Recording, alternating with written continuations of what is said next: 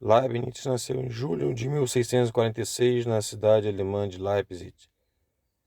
Sua mãe se chamava Katharina Schnuck. Seu pai foi Friedrich Leibniz, um professor universitário que Leibniz viria a perder quando tinha apenas 6 anos de idade, mas que lhe deixou como herança uma biblioteca repleta de autores clássicos, a qual Leibniz teve acesso muito cedo, aos 8 anos, permitindo que ele se tornasse um excepcional autodidata.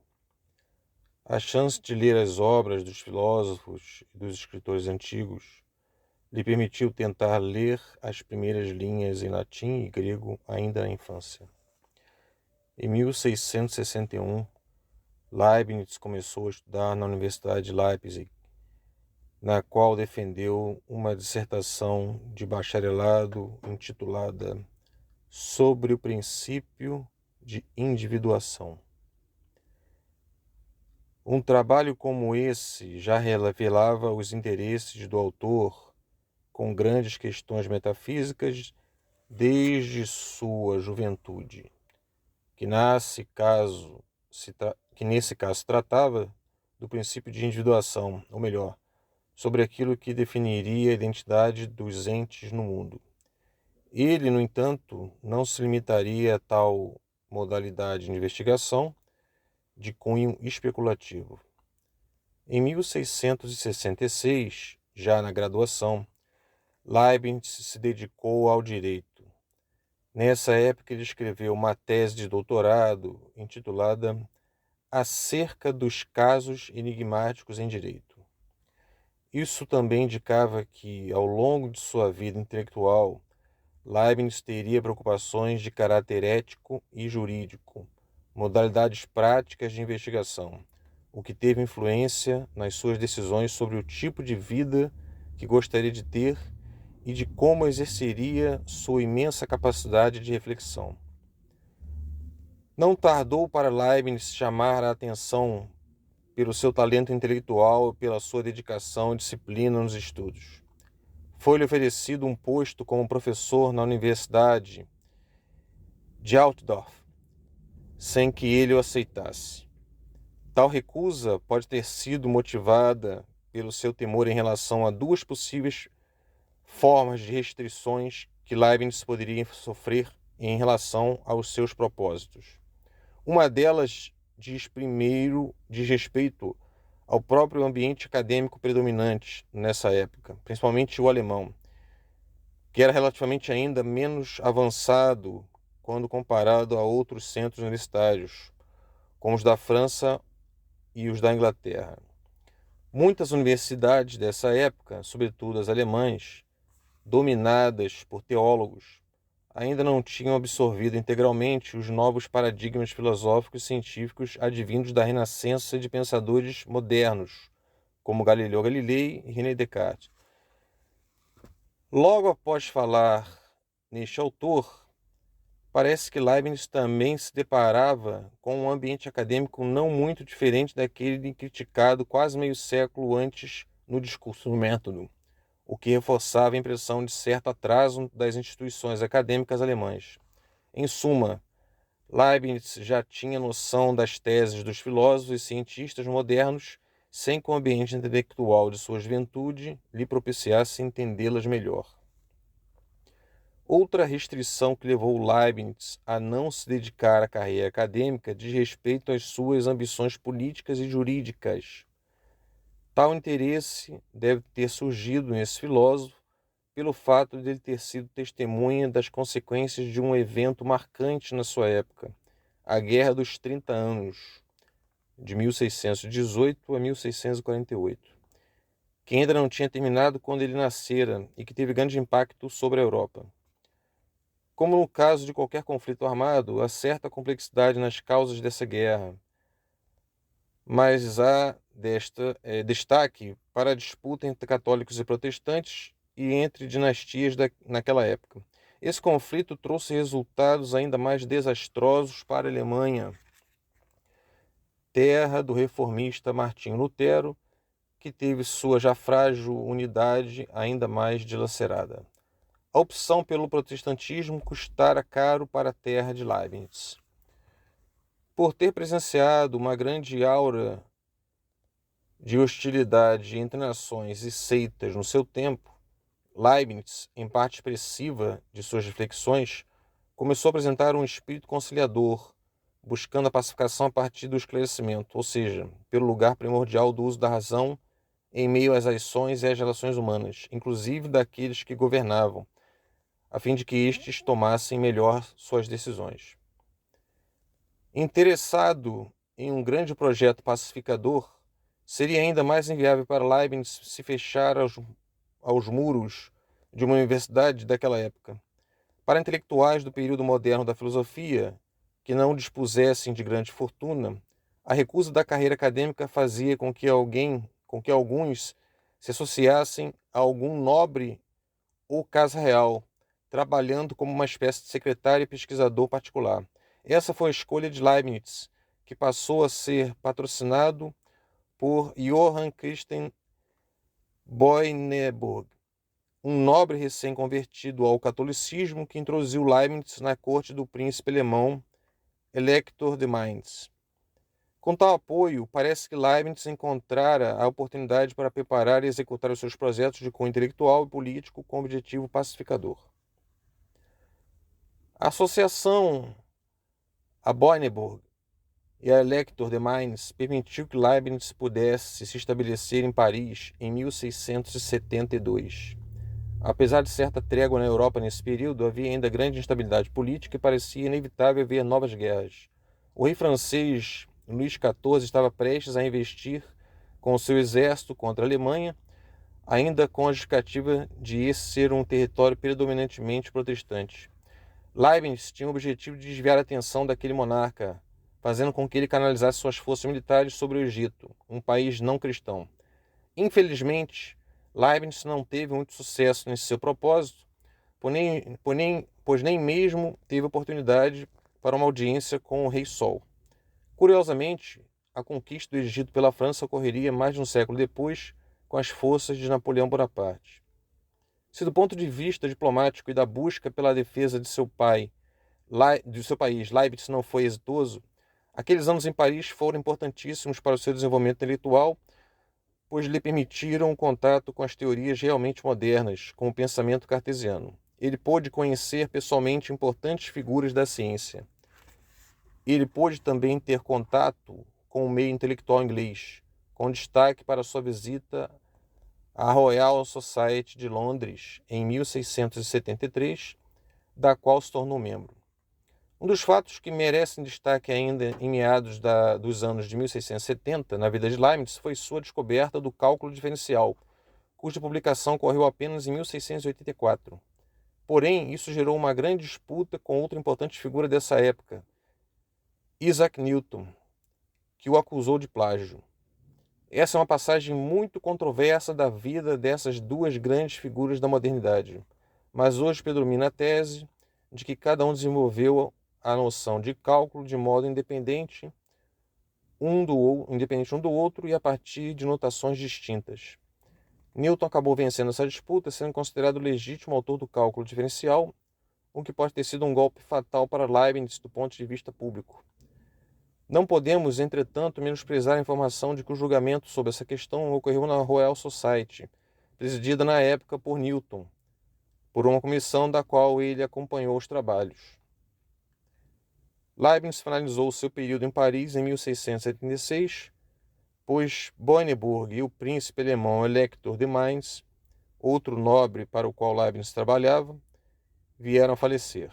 Ele se viu obrigado a retornar para a Alemanha, mas antes, no seu caminho de volta para sua terra, teve a oportunidade de se encontrar com Baruch Spinoza na Holanda, em 1676.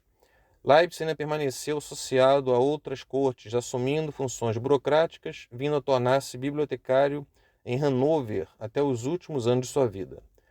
Após o seu retorno para a Alemanha, Leibniz buscou levar os avanços intelectuais das outras nações para o seu país. Ele sempre exortou seus conterrâneos a observar o que estava sendo feito pelos pensadores da época, principalmente na França e na Inglaterra, a fim de que fossem imitados. Leibniz acreditava que era possível propiciar a evolução intelectual no seu país por meio da criação de academias científicas. Ele foi bem-sucedido apenas na fundação da Academia de Ciências da Prússia, em Berlim, em 1700. Leibniz nunca ficou satisfeito com a sua ida para a pequena Hanover da época, por isso trouxe restrições aos seus planos políticos e diplomáticos e talvez mesmo filosóficos. Para seu alívio, ele ainda realizou certas viagens a partir de uma tarefa que lhe foi incumbida e pela qual foi remunerado: a elaboração da história da família Brunswick, cujos membros tinham o objetivo de ganhar mais prestígio entre as cortes no século XVII. Com o pretexto de ter mais materiais para a preparação de tal história, Leibniz ainda pôde viajar para outros lugares, sempre procurando encontrar algum importante intelectual local para realizar discussões sobre os diversos temas que os interessavam. Outro fato importante a ser acrescentado é que em 1714 um membro da casa de Brunswick, George Ludwig, viria a ser rei da Inglaterra, coroado como George I. Ele, no entanto, não convidou Leibniz para sua corte, ordenando que ele ficasse em Hanover. Uma das causas para tal pedido talvez tenha sido certa retaliação pelo fato de Leibniz não ter finalizado a história da casa de Brunswick. A outra seria aquela disputa com Isaac Newton, com quem o novo rei não quis causar qualquer indisposição, visto que Newton contava na época com muito prestígio nacional. Essa ordem pode ter sido um golpe fatal para Leibniz, que caíra em certo ostracismo e pouco pôde fazer para concluir os seus planos de pacificação. O único grande nobre com quem teve maior proximidade para transmitir alguns conselhos foi o imperador russo Pedro o Grande, que parece ter-lhe dado certa atenção. Leibniz veio a falecer em Hanover em novembro de 1716, cujo enterro teve a presença apenas de seu secretário Eckhart. As escolhas e posições de Leibniz referentes à religião foram um dos motivos para o menosprezo em relação à sua figura por parte dos seus contemporâneos. Ele não se converteu ao catolicismo, o que poderia ter-lhe aberto muitas portas. Todavia, apesar da opção de Leibniz em manter suas convicções e permanecer adepto do protestantismo, isso também não lhe facilitou o reconhecimento público, inclusive entre seus contemporâneos, pois, para tornar sua vida mais difícil, circulavam boatos de que ele se convertera ao catolicismo. Logo, Leibniz fora tratado com desconfiança por adeptos das duas religiões que ele gostaria de conciliar. A busca por vias para a pacificação e para a tolerância não parece ter trazido boas consequências para o próprio Leibniz. A despeito desse drama pessoal, além de uma obra admirável, Leibniz surpreende pela sua erudição, construída desde aquelas leituras na biblioteca paterna. É difícil dizermos com qual tipo de assunto Leibniz não se envolveu, pois ele não apenas produziu textos sobre áreas da filosofia, como metafísica, lógica, política, ética, direito, mas também sobre teologia, sobre história, sobre matemática, sobre física, sobre geologia. Ademais, é possível sempre encontrar alguma opinião sua sobre diversos temas, como biologia e estética. Também seria difícil indicar o título de toda a sua produção. Como foi dito, Leibniz publicou pouco, deixando guardada a maioria de seus textos, muitos sem título, e de sua valiosíssima correspondência. Acerca de seu importantíssimo conjunto de escritos, que são as cartas, é notável como foram destinadas a muitos correspondentes, mais de 1100, sendo muitos dentre eles pessoas ilustres da época, como Antoine Arnaud, Nicolas Malebranche,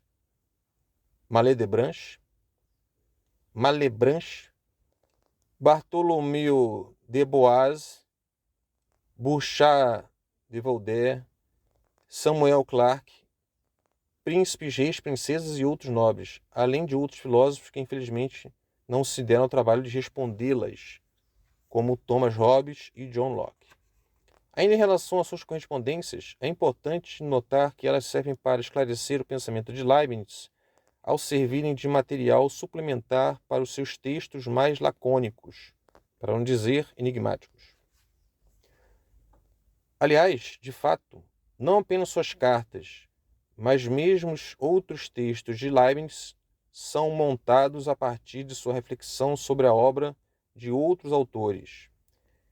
Entre alguns de seus textos mais importantes, isso é bem visível, como no caso do Discurso de Metafísica, um texto crítico dirigido principalmente ao pensamento cartesiano, e a Malebranche, um dos grandes herdeiros do cartesianismo, dos Novos Ensaios sobre o Entendimento Humano, uma obra crítica relacionada aos ensaios sobre o entendimento humano de Locke, do Ensaio de Teodiceia, que é uma crítica a certas posições de Pierre Bayle, além de Hobbes e Spinoza.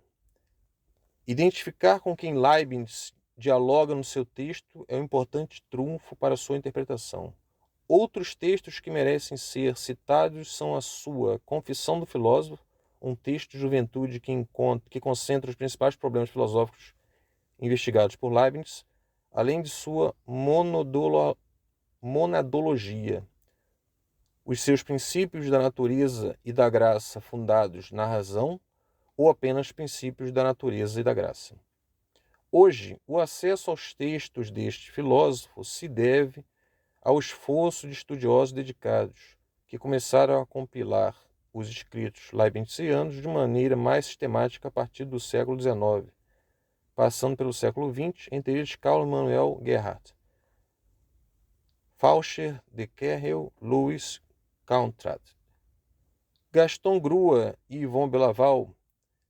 Para quem teve curiosidade em passar os olhos por algum manuscrito de Leibniz, verá como é árduo trabalho para decifrar papéis que sofreram certa deterioração pelo tempo, de um autor com uma letra pouco legível, o qual revisava seus textos riscando palavras e escrevendo notas de canto de página.